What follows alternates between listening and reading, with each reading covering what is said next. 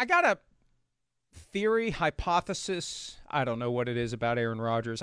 Look, we're 2 weeks and a few days away from finding out whether he shows up or doesn't show up for training camp. And the reason we're talking about it is he's had every opportunity to let us know whether or not he's going to be there, and he has chosen not to tell us. We'll see. So until we find out, it's free and fair and proper to play out the various scenarios. I think he's going to show up. I think that Mark Murphy, the CEO of the Packers, wants him to not show up. I think Murphy would prefer, number one, Rodgers becomes the clear villain in all of this by not showing up. Hey, you're under contract. Got it under your contract. Honor your contract. You're under contract for 3 more years. Contract. You're in the wrong for not showing up. You signed this contract. You committed to this team. You need to be here. That's what the attitude likely will be if history is a guide. The team's fans always line up behind the laundry. And in Green Bay, the key distinction is the fans also own the team. So they're even more inclined. When push comes to shove between franchise and player, they're going to side with the franchise. And if player violates his contract and stays away, player becomes the one with whom they're the most upset, which makes them less inclined to be upset with Mark Murphy or Brian Gutekunst. On top of that, they get to find out what Jordan Love has. The expectations plummet for 2020. And after the year, the Packers not having to worry about Rodgers playing for another team and maybe winning a Super Bowl and making them look stupid for moving him to another team or setting the stage for him to want out by drafting Jordan Love. You don't have to worry about that this year. You trade him after the season.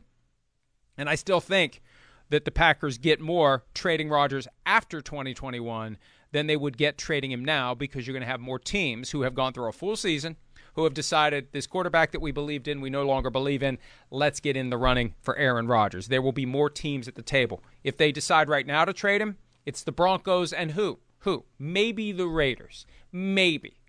And I think from the Raiders' perspective, they'd have to consider it because we don't want him to go to the Broncos. So I think that the best way for Rodgers to get out may be to show up. This is where I was heading with all that. I think that even though the Packers have shown no inclination to trade Aaron Rodgers, I think if he shows up and Murphy and Gutekunst and the board of directors and the executive committee all realize this is going to be a very awkward and stressful season. Everyone is just coming off of what was a very awkward and stressful 2020 because of the pandemic. Because think about it, even though they got all the games in, I was talking to somebody about this yesterday. There was a constant sense of holding your breath while waiting for the bottom to fall out of the season. Every week, when's it going to happen? When's it going to happen? Who's going to be the team that can't play a game? When are they going to have to cancel games? Where are they going to play the games they canceled? When are they going to play the games they canceled? What happens if they don't play all the games? Are they going to determine playoff spots based on win percentage? Remember, that was a big topic last year.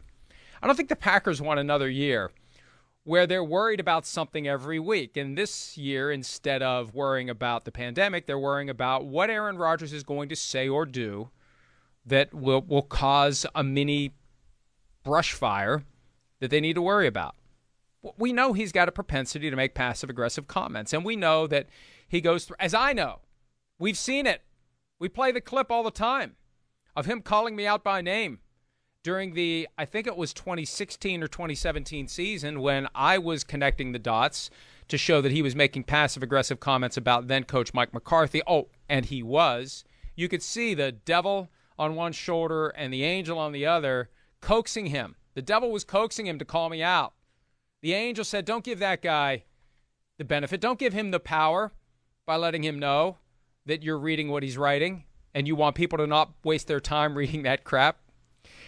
Yeah, you know, I may put that on my tombstone. I don't know. Don't waste your time reading this crap.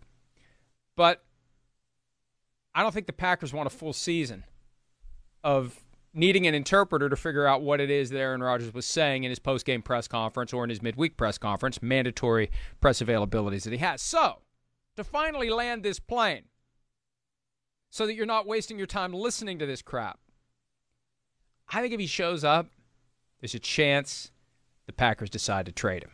There's a chance that they give the Broncos a call. There's a chance that come week 1, it'll be Jordan Love versus either Jameis Winston or Taysom Hill. And Aaron Rodgers will be starting for the Denver Broncos. There's a chance that happens if he shows up. So, Aaron, to get out, you may have to get in. You may have to show up. Because I think when you show up, and maybe, hey, look, maybe this is super genius, evil genius, Aaron Rodgers realizing how to manipulate the situation.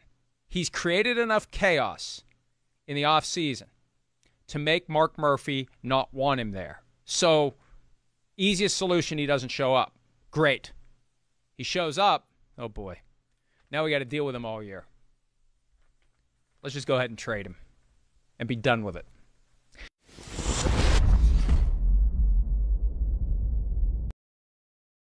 Hi, I'm Mike Tirico, and thanks for watching. Make sure to hit subscribe for the latest news and highlights from NBC Sports.